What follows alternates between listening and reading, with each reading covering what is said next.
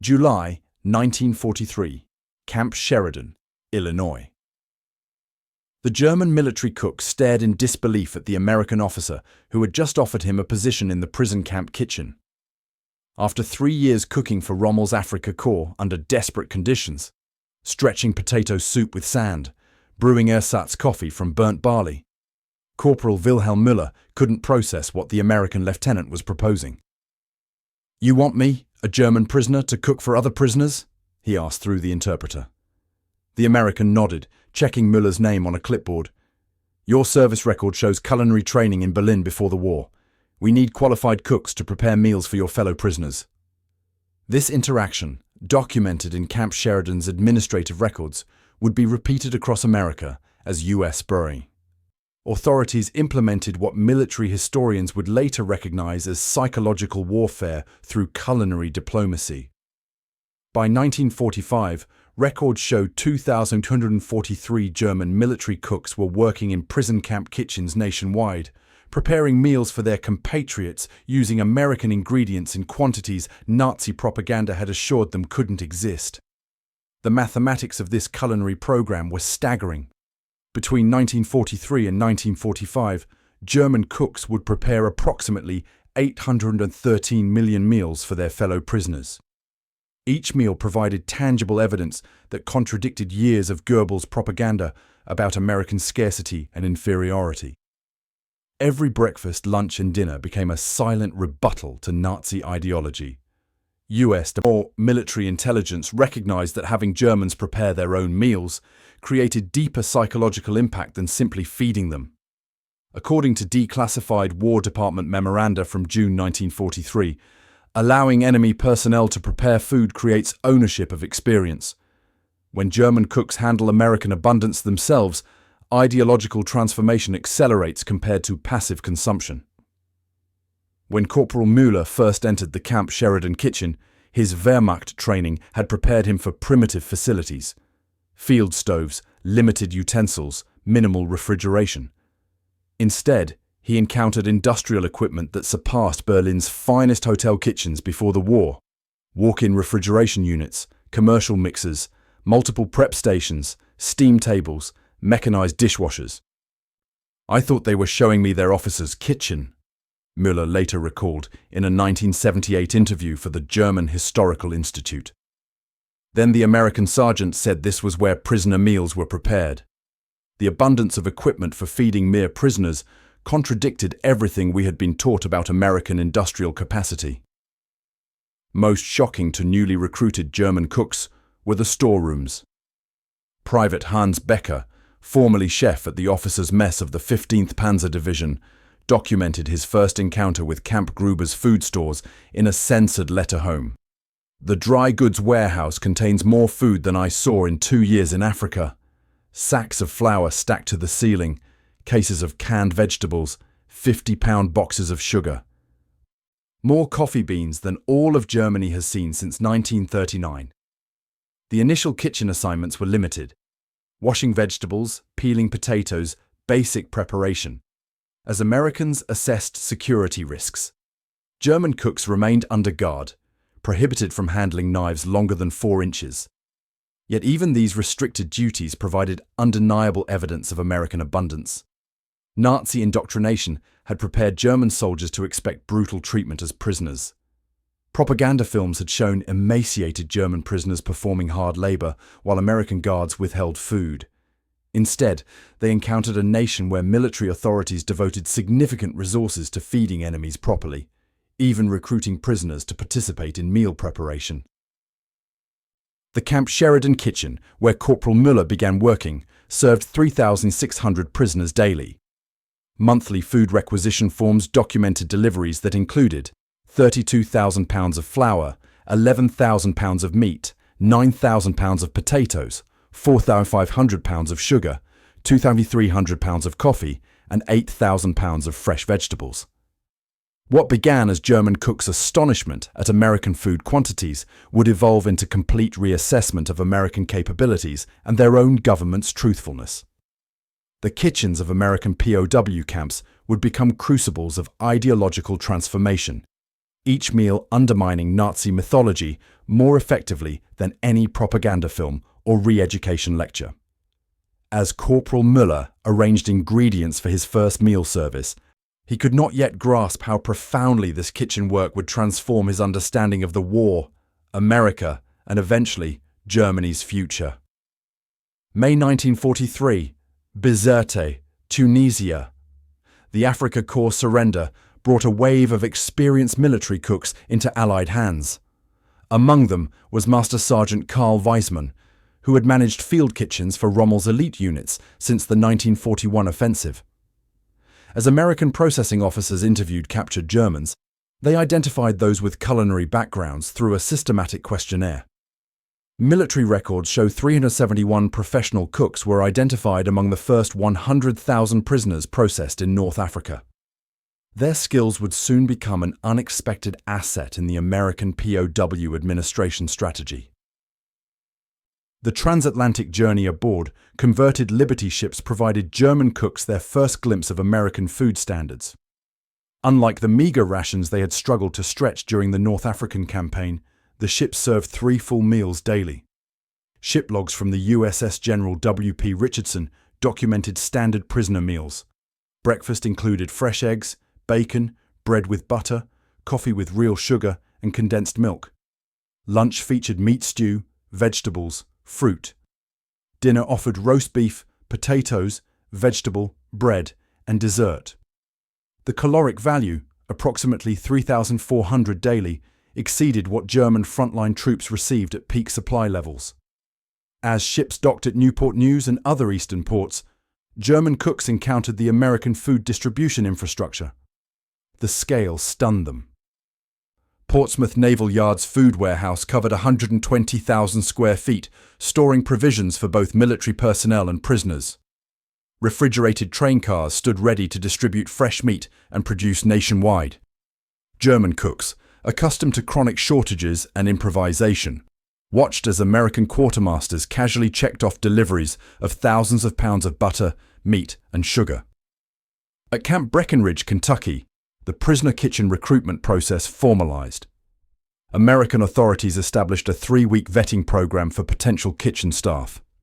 Records from August 1943 detail the evaluation criteria: previous professional experience, security clearance, no ardent Nazi Party members, physical health, and willingness to follow American nutritional guidelines.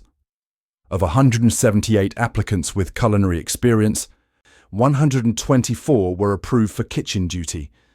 The rest were rejected, primarily for security concerns or health issues. Initial kitchen assignments maintained strict oversight. American mess sergeants supervised German cooks, limiting their access to equipment. Knives were counted and secured after each meal preparation. German cooks worked in supervised teams, preparing basic components of meals, peeling vegetables, mixing dough, washing dishes. Army reports indicate this supervision gradually relaxed as trust developed. By November 1943, at Camp Shelby, Mississippi, German cooks were permitted to prepare complete meals with minimal American oversight. The cultural clash in kitchen approaches created initial tension but eventual innovation. German military cooking emphasized precision, minimal waste, and stretching ingredients, skills developed during years of shortages. American kitchens operated with comparative abundance but less technical rigor.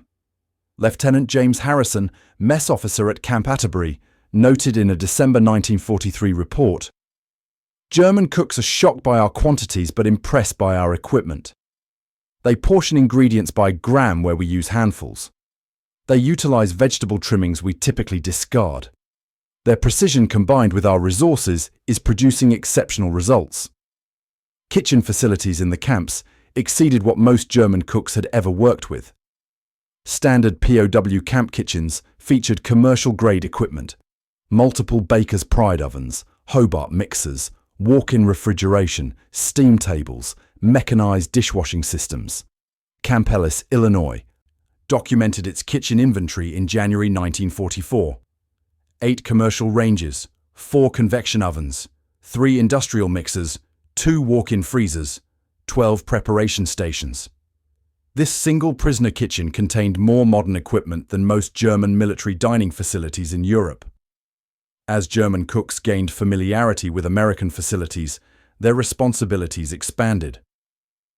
By early 1944, POW kitchen staff at larger camps managed meal planning, preparation, and service with minimal American intervention. This transition from closely supervised workers to trusted kitchen managers contradicted everything Nazi training had taught about American attitudes toward German prisoners. The men who had expected to be starved as captives were now entrusted with feeding their compatriots using resources that surpassed their professional experience in Germany. For German cooks like Master Sergeant Weizmann, each day in American kitchens revealed a new dimension of American industrial capacity. The seemingly unlimited ingredients, modern equipment, and systematic supply chain demonstrated an organizational capability that Germany, despite its military discipline, couldn't match. Their letters home, heavily censored but preserved in military archives, reveal growing recognition that they were witnesses to an economic reality that Nazi leadership had either failed to comprehend or deliberately concealed from the German people. September 1943. Camp Forest, Tennessee. Master Chef Otto Brenner stood frozen, staring at the week's food delivery for his prisoner kitchen. Before him sat 840 pounds of beef, 200 pounds of potatoes, 120 pounds of coffee, 460 pounds of sugar, and 380 pounds of butter for a single week for just one section of the camp. In the previous year on the Russian front, Brenner had fed his entire Panzer battalion for a month with less meat than now sat before him for a week's meals for captured enemies. The numerical reality of American abundance was undeniable, measurable in pounds and calories rather than propaganda claims. U.S. Army Quartermaster records from 1943-1945 document standard weekly provisions for 1,000 German prisoners: 1,750 pounds of meat, 4,200 pounds of vegetables, 1,600 pounds of fruit, 2,800 pounds of flour, 700 pounds of sugar, 280 pounds of coffee. This allocation delivered approximately 3,400 calories daily per prisoner, exceeding the 1,800 to 2,000 calories available to German civilians and matching American military rations. The German cooks who prepared these ingredients had direct knowledge of both systems. Their professional assessment, documented in censored letters and post-war interviews, provided unimpeachable testimony to American productive capacity. Perhaps most shocking to German kitchen staff was the American approach to food waste. At Camp McCain, Mississippi, German cooks watched in disbelief as mess sergeants discarded vegetable trimmings that German kitchens would have used for soup stock. Camp records note that approximately 15% of delivered food was discarded as waste or deemed unsuitable, a percentage higher than the entire protein allocation in late-war German military rations. Former Wehrmacht cook Hans Schmidt recorded in his diary, "Today, Americans threw away enough potato peelings to make soup for a company. When I asked to keep them, they laughed. They said prisoners don't eat garbage." The equipment in American kitchens provided equally powerful testimony. Where German field kitchens relied on portable equipment designed for efficient transport rather than cooking quality, American camps featured permanent facilities with specialized equipment. At Camp Hearn, Texas, the kitchen inventory included refrigeration systems capable of storing a week's perishables, multiple ovens maintaining different temperatures simultaneously, and specialized equipment like mechanical potato peelers, dough mixers, and multi-gallon coffee urns. The technological advantage extended beyond mere convenience. It represented industrial capacity directed toward daily comfort rather than purely military necessity. German cooks witnessed American food logistics firsthand. Weekly deliveries arrived on schedule regardless of weather or conditions. Multiple suppliers maintained consistent quality and quantity. When local shortages occurred, substitutions appeared without explanation or apparent difficulty. This reliability contradicted the German experience, where supply chains regularly collapsed under military pressure. At Camp Breckinridge, Kentucky, kitchen staff observed the arrival of refrigerated train cars delivering fresh meat and produced directly to the camp's railway spur. infrastructure dedicated to feeding prisoners that exceeded German capacity to supply frontline troops. The personal testimony of German cooks reveals their psychological struggle to reconcile American abundance with Nazi claims. Walter Kahler, formerly a hotel chef in Hamburg before military service, wrote in a censored letter, "If what I see daily in this kitchen is possible while America fights a global war, then everything we were told about their capabilities was false. I prepare more eggs for breakfast here than I could obtain in a month at my restaurant in Germany before the war." International Red Cross inspections confirmed these conditions were standard rather than exceptional. Red Cross reports from 1944 documented 213 inspections of American POW camp kitchens, finding consistently adequate equipment, supplies, and nutritional standards. The involvement of German cooks in meal preparation was specifically noted as exceeding Geneva Convention requirements. Inspector Heinrich Müller reported after visiting 6 camp kitchens, "The utilization of prisoner culinary skills respects their professional dignity while ensuring culturally appropriate meals. The quantity and quality of provisions exceed requirements substantially." The contrast between American abundance and German scarcity became increasingly difficult for kitchen staff to ignore. Each food delivery, each meal preparation, each discarded scrap undermined Nazi claims of superiority. For men trained to stretch minimal ingredients through culinary skill, the shock of abundance required complete recalibration of their understanding. German cook Rudolf Meyer later recalled, "In Afrika, I boiled horse meat to feed 60 men. In America, I roasted beef to feed my comrades." The difference wasn't just in the meat, but in what it revealed about the two nations. "Every potato I peeled taught me something my government had hidden." November 1943, Camp Aliceville, Alabama. The tantalizing aroma of sauerbraten filled the prisoner mess hall as Sergeant Klaus Hoffmann presented his first independently planned meal. After 4 months of kitchen duty under American supervision, Hoffmann had been granted authority to create a traditional German Sunday dinner using American ingredients. The menu represented a culinary bridge between worlds. Sauerbraten made with abundant American beef marinated for 3 days in vinegar and spices. Potato dumplings formed from Idaho potatoes rather than the smaller German varieties, and red cabbage prepared with more sugar than German kitchens had seen since before the war. The 4,200 prisoners who filed through the serving line that day experienced more than a meal. They tasted physical evidence of a hybrid reality emerging in camp kitchens nationwide. By late 1943, camp menus across America reflected growing German culinary influence. Army records from December 1943 document this evolution. Camp Gruber, Oklahoma served roasty, Swiss-German potato pancakes at breakfast. Camp Ruston, Louisiana prepared goulash using American beef but German seasoning techniques. Camp Gordon Johnston, Florida baked traditional German bread using enriched American flour. This fusion cuisine emerged organically as German cooks gained autonomy and adapted traditional recipes to American ingredients. The resulting meals satisfied both nutritional requirements and cultural familiarity while showcasing American abundance. Holiday celebrations provided German kitchen staff opportunities for elaborate preparation that would have been impossible in wartime Germany. For Thanksgiving 1943, German cooks at 27 POW camps participated in preparing traditional American dinners alongside introducing German elements. At Camp Clinton, Mississippi, prisoner cooks prepared 112 turkeys, averaging 18 pounds each, while adding traditional German potato dumplings and red cabbage as accompaniments. For Christmas 1943, German cooks at Camp Crossville, Tennessee, created Christstollen, holiday fruit bread, using raisins, candied fruit, and almonds, ingredients unavailable in Germany since early in the war. Military records confirm these camps received special allocations for holiday meals.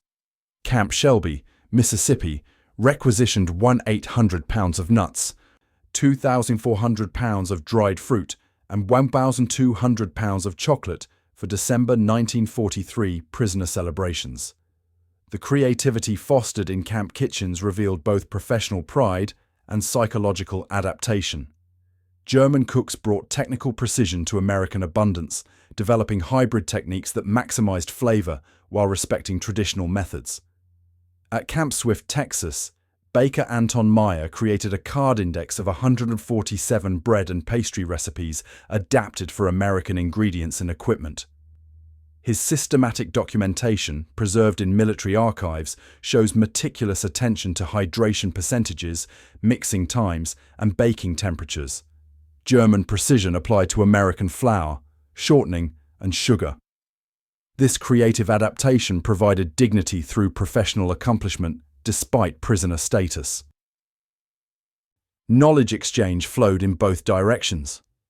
By early 1944, 23 POW camps had established formal cooking classes where German chefs taught American personnel.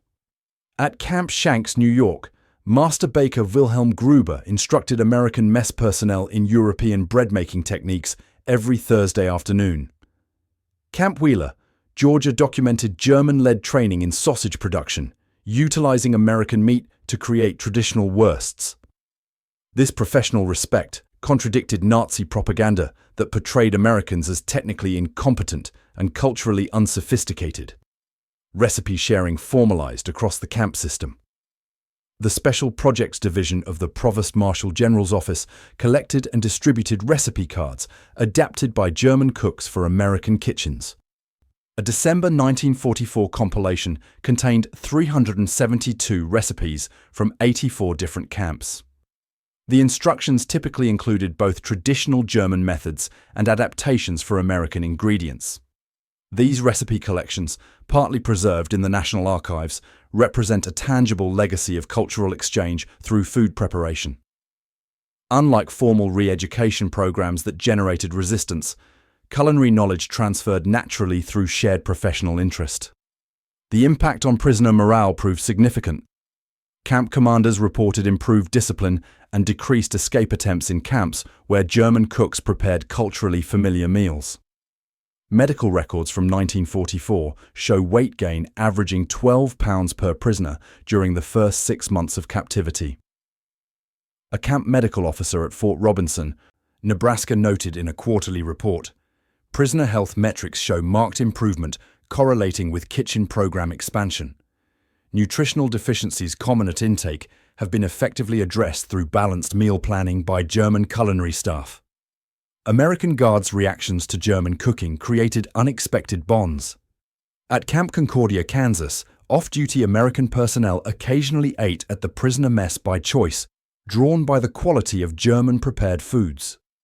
Lieutenant Robert Wilson, mess officer at Camp Carson, Colorado, wrote in a January 1944 report, "The skill of German bakers has improved overall camp morale, including Guard personnel.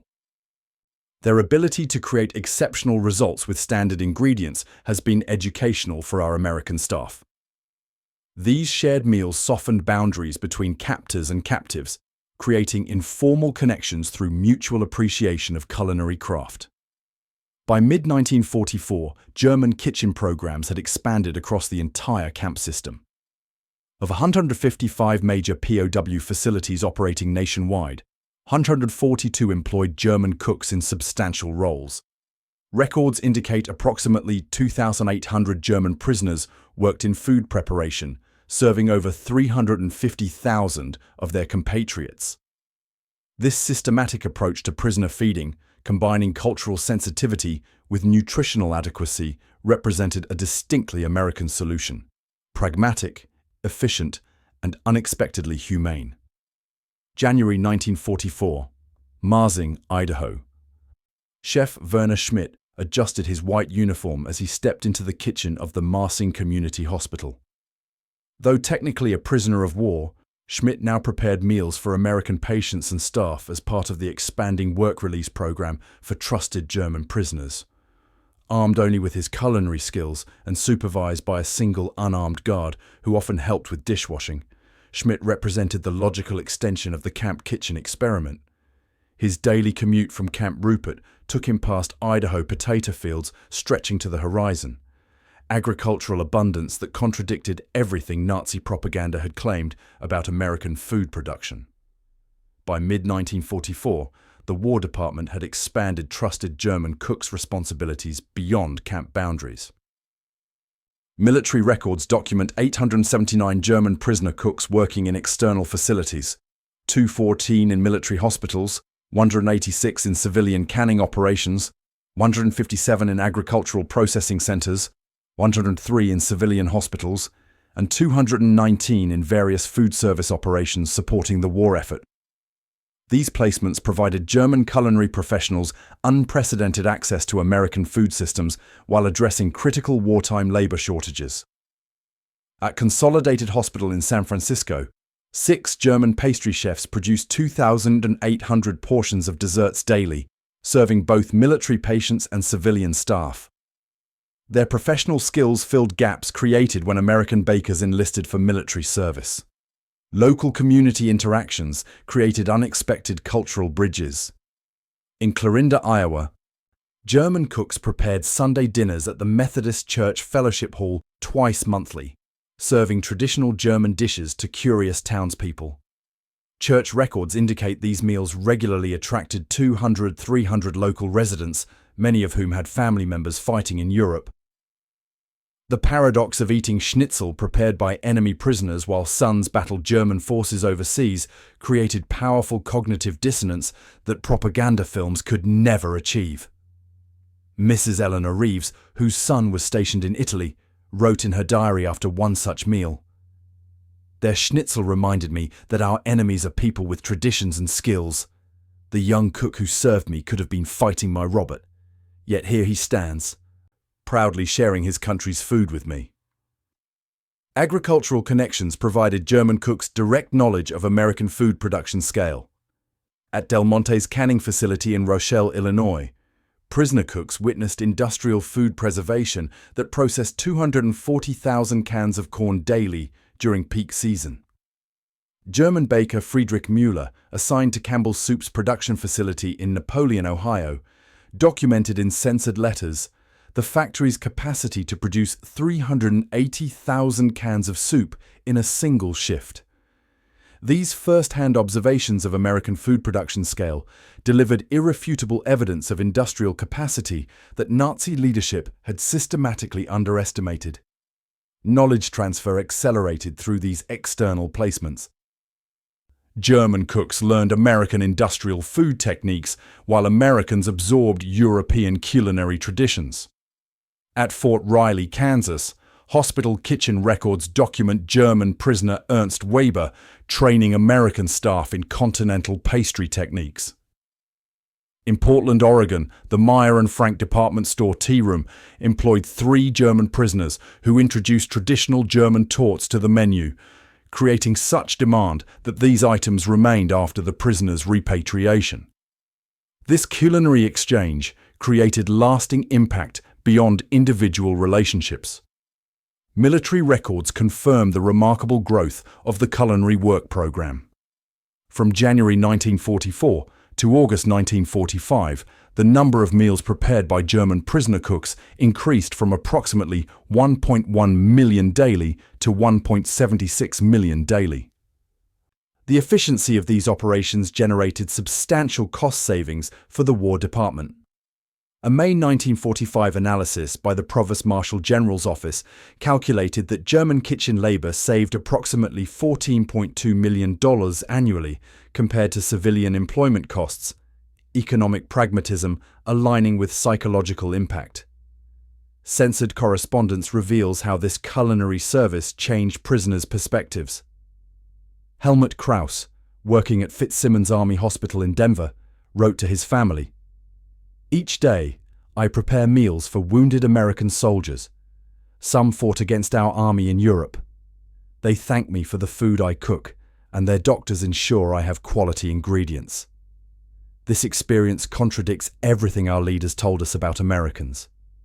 These letters, heavily censored but preserved in military archives, document evolving attitudes through food preparation experiences. Comparisons between American and German POW camps became unavoidable as information flowed through Red Cross channels. While German cooks in America prepared meals averaging 3,400 calories daily using fresh ingredients, American prisoners in German camps received rations below 1,500 calories, with minimal fresh components. German cooks recognized this disparity through Red Cross reports and occasional conversations with guards. This recognition frequently appears in post-war interviews as a turning point in their perspective on the conflict. As the war progressed, lasting relationships formed through shared culinary experiences. In Rochester, Minnesota, the Methodist Hospital documented the friendship between German pastry chef Johann Weber and hospital dietitian Margaret Anderson, who continued corresponding until Weber's death in 1972. Their 27 years of letters, donated to the Minnesota Historical Society, trace the evolution from professional respect between captor and prisoner to genuine friendship between colleagues who reconnected after Weber established his bakery in Stuttgart following repatriation. These human connections, multiplied across hundreds of facilities, created lasting bridges between former enemies that official diplomatic efforts could never establish. April 1946. Frankfurt, Germany. Former Unteroffizier Heinrich Müller unwrapped his precious cargo in the bombed-out shell of what had once been his family's bakery. From American newspapers, he extracted packets of dried yeast, a commodity unavailable in devastated post-war Germany. Around him, Frankfurt lay in ruins, its infrastructure shattered, its people surviving on rations that averaged 1,200 calories daily. Yet Müller worked with methodical precision, measuring flour from American relief supplies into the salvaged mixing bowl.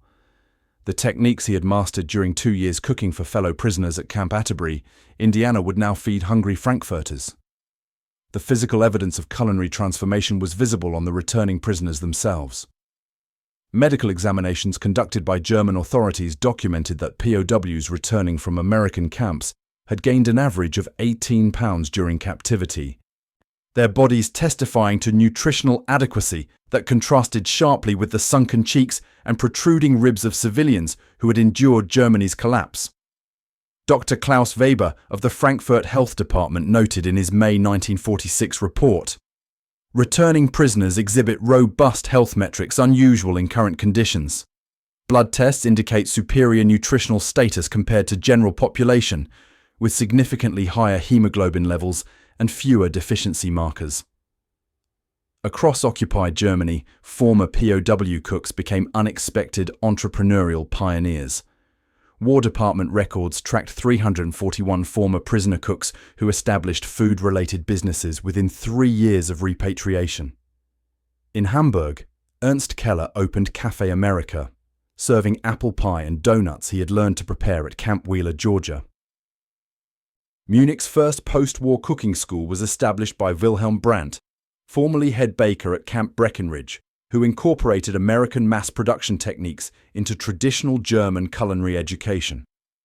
These businesses represented cultural hybridization through food, German traditions adapted through American experience. Cultural exchange appeared on post-war German menus as American foods gained popularity. Coca-Cola returned to Germany in 1949, but several American foods had already entered the German diet through returning prisoners. Hamburger shops appeared in major cities, often operated by former POWs. Ice cream parlors modeled after American soda fountains opened in Frankfurt, Berlin, and Munich. Most tellingly, German bakeries began producing Amerikanisches Brot, softer, sandwich-style breads that former prisoners had grown accustomed to in America. These culinary adaptations represented more than mere taste preferences. They signified openness to American influence through the universal language of food. Professional education carried American influences into post-war German culinary institutions. The Hotel Management School in Bad Reichenhall hired 4 former POW cooks as instructors in 1949, incorporating American mass production techniques and sanitation standards into their curriculum. The school's director, Dr. Franz Huber, specifically noted in his 1950 annual report, Our instructors with American experience bring valuable knowledge regarding efficient production methods and standardization techniques without sacrificing traditional quality standards. This institutional adoption ensured that knowledge gained in prison camp kitchens would influence generations of German culinary professionals. In private interviews conducted decades later, former German cooks consistently identified their kitchen experiences as transformative.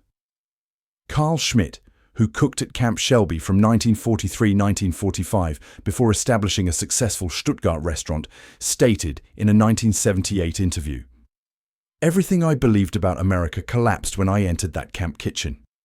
We expected to be starved as punishment. Instead, Americans asked us to cook with better ingredients than I had seen since before the war. That experience revealed the fundamental lie at the heart of Nazi ideology, that only through conquest could Germany achieve prosperity. Americans demonstrated abundance through production, not plunder." Historian Arnold Kramer's comprehensive study of German prisoners in America concluded that kitchen work provided uniquely effective re-education. His analysis of 1,200 post-war interviews found that 83% of former prisoner cooks reported significant attitude shifts regarding American society, compared to 61% of prisoners in formal re-education programs. Kramer observed, "Kitchen work provided undeniable physical evidence that contradicted Nazi claims. While prisoners could dismiss lectures as propaganda, they couldn't ignore the reality of food supplies they handled themselves." The culinary influence extended into Germany's economic miracle of the 1950s. Former POW cooks who had witnessed American production methods applied these lessons to German food businesses. The standardization that enabled consistent Coca-Cola production became a model for German industrial kitchens. The efficient layouts of American institutional kitchens influenced post-war German restaurant design. Most significantly, the concept that abundance came through production efficiency rather than territorial conquest shaped a generation of German business thinking beyond the culinary world. Today, German-American culinary connections established through those prison camp kitchens remain visible. The approximately 300 American-style diners operating in contemporary Germany trace their lineage to returning prisoners who had worked in American food service. Annual Oktoberfest celebrations across America feature German dishes first introduced by prisoners teaching Americans their culinary traditions. Most profoundly, the concept of cuisine as diplomacy, established during this prisoner exchange, influenced post-war international relations, demonstrating that shared meals could build bridges that formal negotiations couldn't establish. The German cooks who were shocked when Americans asked them to prepare food for enemy prisoners ultimately participated in the most effective re-education program of the war. Their experience demonstrated a fundamental truth. Transformation occurs not through force, but through trust. Not through deprivation, but through abundance. Not through segregation, but through participation. The kitchen became an unexpected site of reconciliation, where former enemies breaking bread together laid foundations for friendship that political treaties could never achieve. The legacy of German cooks in American prison camps reminds us that sometimes the most powerful diplomatic tool isn't the conference table, but the dinner table.